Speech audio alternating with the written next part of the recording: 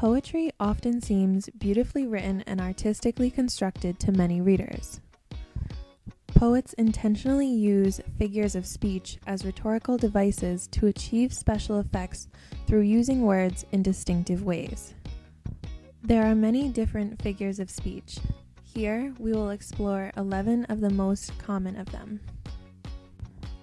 Personification is defined as a figure of speech in which a thing, animal, or an abstract term is made human. This could be something silly like a dog human sitting on a bench in a park, or it may be something more serious like when the poet A.R. Ammons writes, "Bravery runs in my family." Here, the characteristic of being brave is being personified as if it itself is running. Another popular figure of speech is an apostrophe, which is an address to someone or something invisible or not ordinarily spoken to. This often goes hand in hand with personification.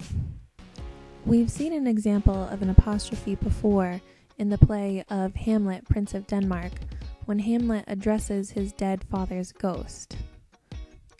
Another example of an apostrophe comes from William Wordsworth when he writes, "Milton, thou shouldn't be living at this hour." Here, the speaker is addressing Milton, who has passed away. An overstatement, which is often known as a hyperbole, is defined as an exaggeration of the truth. This is often used for effect. An example of such would be as if two girls, Alyssa and Becky, were having a conversation, and Alyssa was all like, "Oh my god, Becky, I've literally told him 1,000 times." And then Becky would say something like, "Really, Alyssa? You literally told him 1,000 times?" And then Alyssa would have to respond, "Okay, maybe that was a hyperbole." An understatement is the opposite of a hyperbole. It implies more than what is said.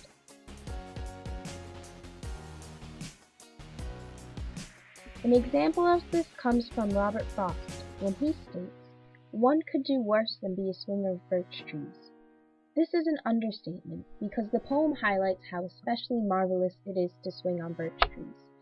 This line downplays the implied message that swinging on birch trees is an above average activity.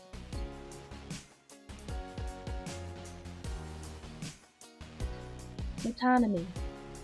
Metonymy is one word or phrase that is substituted for another that is closely related to. For example, saying "the White House decided" instead of "the President decided."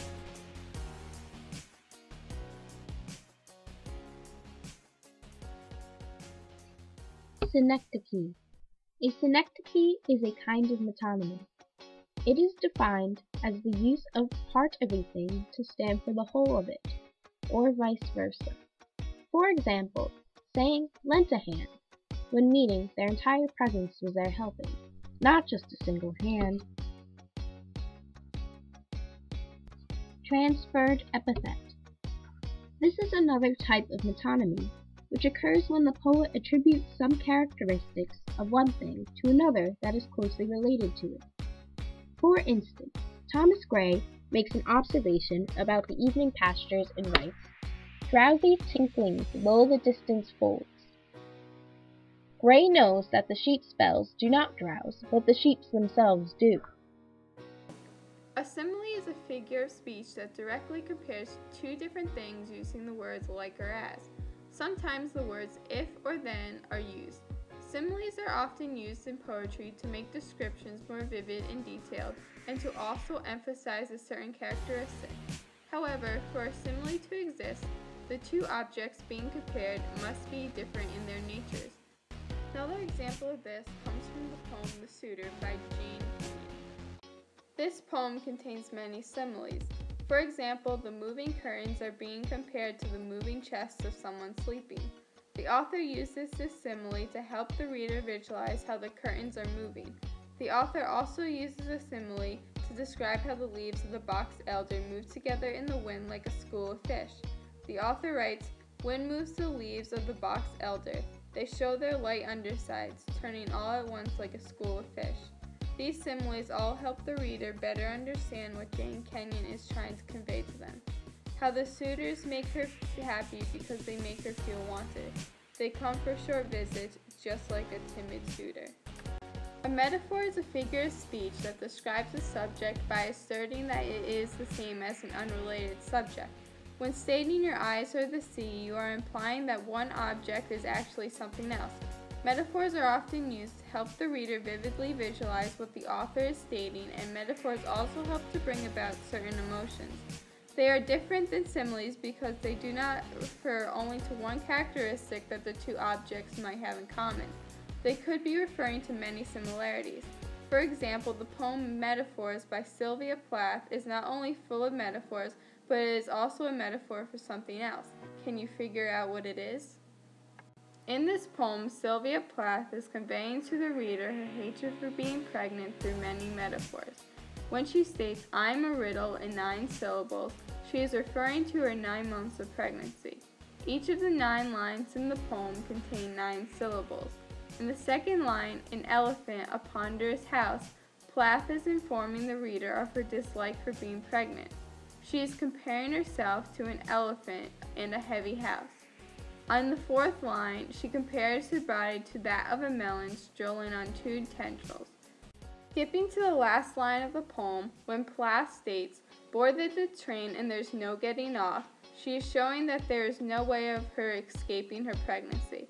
She must endure it for the 9 months. All of these lines filled with metaphors help the reader to understand Sylvia Plath's point of view by helping us to visualize what she is trying to say. Her metaphors evoke many emotions in readers as well. Another type of metaphor is called an implied metaphor. An implied metaphor is a metaphor that suggests a comparison rather than stating it directly. Implied metaphors are used by authors to describe simple things in more complex and different ways. They also help the reader to visualize what the author is stating and to help grab the reader's attention. For example, "Oh, my love has red petals and sharp thorns." This sentence is indirectly comparing their love to a rose, rather than just saying, "My love is like a rose." A paradox occurs in a statement that at first seems self-contradictory, but upon reflection makes some sense. Many authors use paradoxes in order for the reader to think deeper into the meaning and to reflect on what is being said. In poems, they may slow the reader down. For instance, G.K. Chesterton writes, "The peasant lives in a larger world than the globetrotter." Here, 2 different meanings of the word large are being contrasted. Large may mean greater in spiritual values or greater in miles. The last figure of speech used in poems is a pun. A pun is a play on words. It reminds us of another word or words of similar or identical sound, but of very different denotation. The use of a pun can actually point to genuine resemblances. They are used as rhetorical devices and often give humor to a poem. The poem "You Fit Into Me" by Margaret Atwood is also a pun. It states, "You fit into me, like a hook into an eye, a fish hook, an open eye." What the reader believes will be a love poem quickly turns into having the opposite meaning. The idea of a hook in an eye has a violent meaning in this poem, letting the title "You Fit Into Me" have a whole new meaning. When using these figures of speeches, an author may bring a whole new, interesting, and unique meaning to a very simple piece of poetry.